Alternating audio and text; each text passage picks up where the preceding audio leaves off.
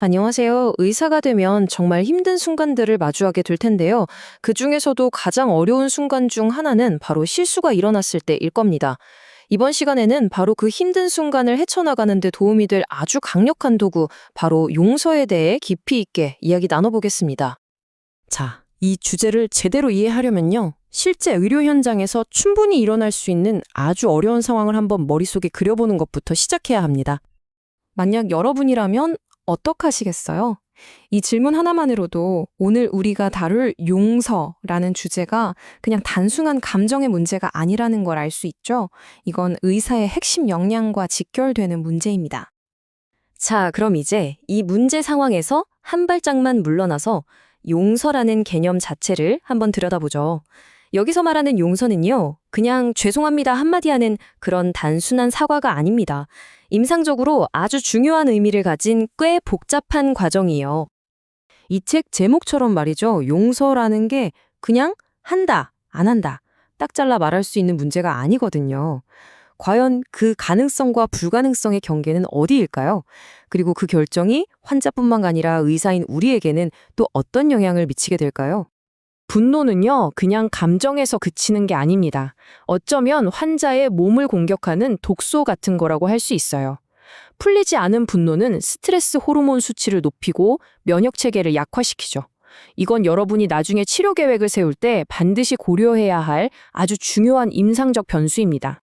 자, 그럼 한번 제대로 파고 들어볼까요? 용서라는 게 도대체 뭔지 그 구성 요소들을 하나씩 한번 뜯어보겠습니다.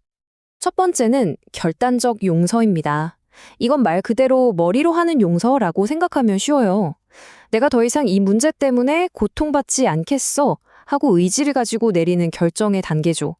이 전체 과정의 출변점이라고 할 수 있습니다. 그리고 두 번째는 훨씬 더 깊은 차원의 정서적 용서입니다.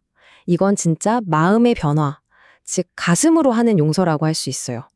부정적인 감정이 스르륵 녹아내리고 긍정적인 감정이 자리 잡기까지는 훨씬 더 많은 시간이 걸릴 수 있겠죠. 바로 이 지점이 정말 중요합니다. 머리로 내리는 결정과 가슴으로 느끼는 감정 사이에는 시간 차이가 있다는 거죠.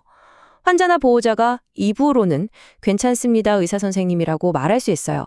하지만 그건 머리의 결정일 뿐, 마음은 여전히 폭풍우 속일 수 있다는 사실을 절대 잊으면 안 됩니다. 그런데 말이죠. 이 용서라는 개념에 과연 한계가 없을까요? 세상 모든 일을 다 용서할 수 있는 걸까요? 혹은 용서해야만 하는 걸까요? 그리고 바로 이 지점에서 용서의 윤리적인 경계와 그 엄청난 어려움이 드러납니다. 이 사진이 보여주는 것처럼 인간의 잔혹함이 극에 달했을 때 용서를 이야기하는 것 자체가 어쩌면 또 다른 폭력이 될 수도 있다는 깊은 성찰이 필요합니다. 자, 그럼 이렇게나 무겁고 복잡한 개념을 우리 진료실 안에서는 어떻게 다뤄야 할까요?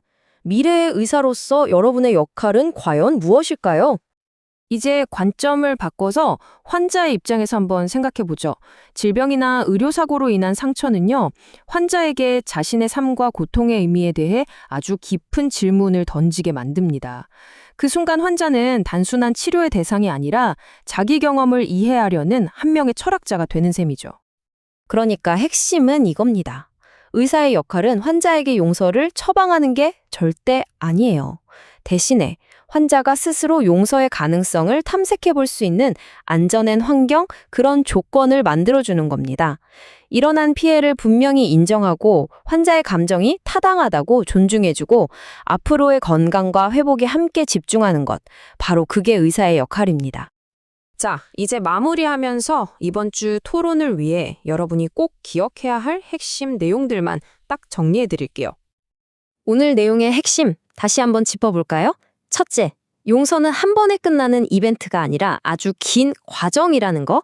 둘째, 머리의 용서와 마음의 용서는 다를 수 있다는 점. 셋째, 이 과정은 환자의 건강에 정말 실질적인 영향을 미친다는 것. 넷째, 의사의 역할은 심판이 아니라 지지라는 것. 그리고 마지막으로 용서할 수 없는 영역도 분명히 존재한다는 걸 인정해야 한다는 겁니다. 이 5가지를 기억하신다면 여러분은 훨씬 더 지혜로운 의사가 될 수 있을 거예요. 이 질문을 마음에 품고 이번 주 토론에 참여해 주시면 좋겠습니다. 여러분의 깊은 고민이 동료들에게도 정말 큰 배움이 될 겁니다. 그럼 다음 시간에 뵙겠습니다.